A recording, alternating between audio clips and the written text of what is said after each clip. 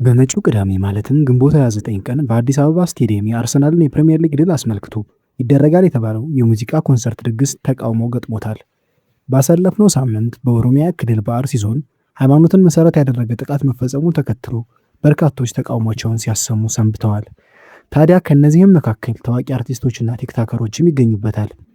በመጪው ቅዳሜ በአዲስ አበባ ስቴዲየም ይደረጋል ተብሎ የሚጠበቀው የሙዚቃ ኮንሰርትን በርካቶች እንዳይደረግ በተለያዩ የማህበራዊ ሚዲያዎች እያሳሰቡ ይገኛሉ።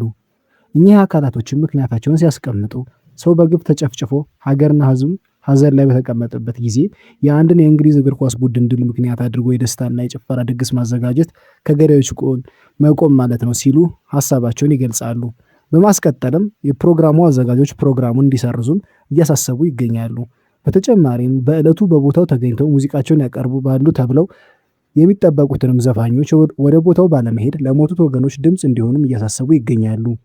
በዕለቱ ፕሮግራሙ ላይ ተገኝተው የሙዚቃ ስራቸውን ያቀርባሉ ተብለው ከሚጠበቁ ታዋቂ ሙዚቀኞች መካከል አንዷ የነበረችው ራሄል ጌቱ በትናንትናው ዕለት በፕሮግራሙ ላይ እንደማትገኝ ገልጻ ከሞቱት ወገኖች ጎን ነኝ፣ የእነሱም ሀዘን የኔም ሀዘን ነው ስትል ተናግራለች። በዚህም በርካቶች ለአርቲስቷ አድናቆትን ችረዋታል።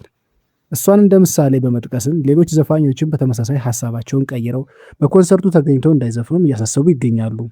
በዕለቱ በስፍራው ተገኝተው የሙዚቃ ስራቸውን ያቀርባሉ ተብለው ከሚጠበቁ ዘፋኞች መካከል ታደለ ሮባ፣ ልጅ ሚካኤል፣ ዮማሪዎስና ዳዊት ጽጌ ዋና ዋናዎቹ ናቸው። እስካሁን ድረስ ከራሄል ጌቱ በስተቀር ሀሳቡን ቀይረው በፕሮግራሙ ላይ አልታደም ያለ ዘፋኝ የለም። በቀጣዮቹ ጥቂት ሰዓታት ሀሳቡን ለውጠው ልክ እንደ ራሄል ጌቱ ሁሉ ራሱን ከፕሮግራሙ የሚያገል አርቲስት ካለ በዚሁ ሚዲያችን በኩል የምናቀርብ ስለሚሆን ሚዲያችንን ሰብስክራይብ በማድረግ በጉዳዩ ላይ የሚኖሩ አዳዲስ ነገሮችን በፍጥነት እንዲደርሳችሁ ማድረግ ትችላላችሁ።